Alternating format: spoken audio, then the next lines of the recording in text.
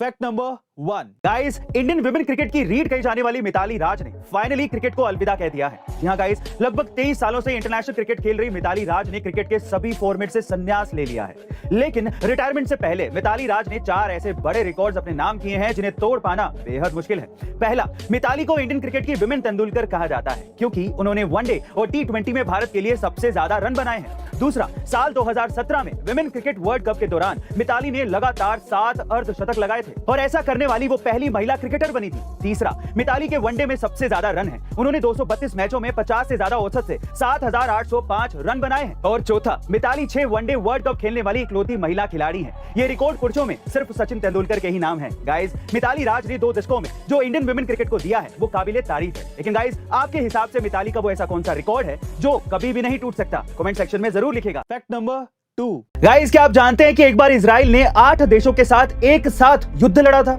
जी हां गाइस, आप ठीक सुन रहे हैं। ये बात है साल 1967 की, जब इजिप्ट के तत्कालीन राष्ट्रपति अब्दुल नाजिर ने अरब देशों के साथ मिलकर इजराइल को खत्म करने की ठान ली, जिसमें उसका साथ देने के लिए Jordan, Iraq, Kuwait, Syria, Saudi Arabia, Sudan और अल्जीरिया जैसे देश शामिल हो गए। और इजराइल पर हमला करने के लिए इन देशों ने जॉर्डन में अपनी आर्मी बेस बना ली।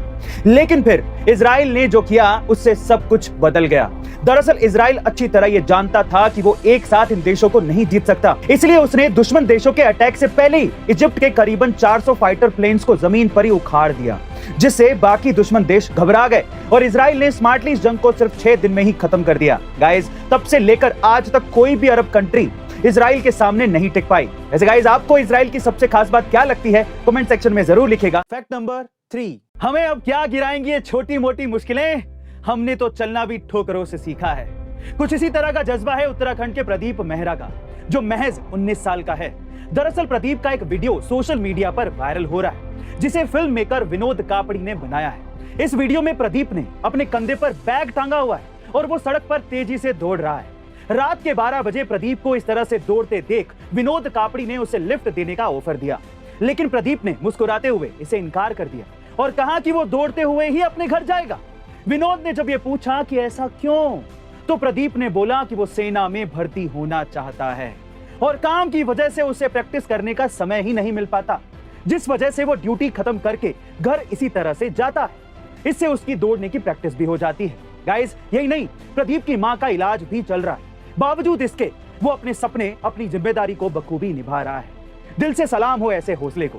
फैक्ट नंबर 4, इंसानी दिमाग ने बहुत सी ऐसी काम की चीजें बनाई है जिसने दुनिया बदल कर रख दी, लेकिन इंसान ने खुद कुछ ऐसी चीजों पर बेशुमार पैसा खर्च किया है जो किसी काम की ही नहीं है, एकदम यूजलेस है।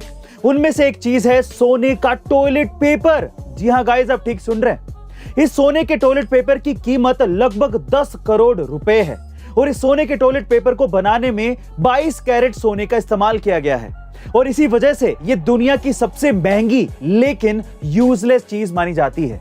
गाइस, सोचिए, जिस टॉयलेट पेपर का इस्तेमाल वॉशरूम में किया जाता है, अगर वो सोने का हो तो कोई शख्स उसे इस्तेमाल करने की जगह म्यूजियम में सजाकर रखेगा ना। तो ऐसी बेकार चीज बनाने का फायदा क्या है?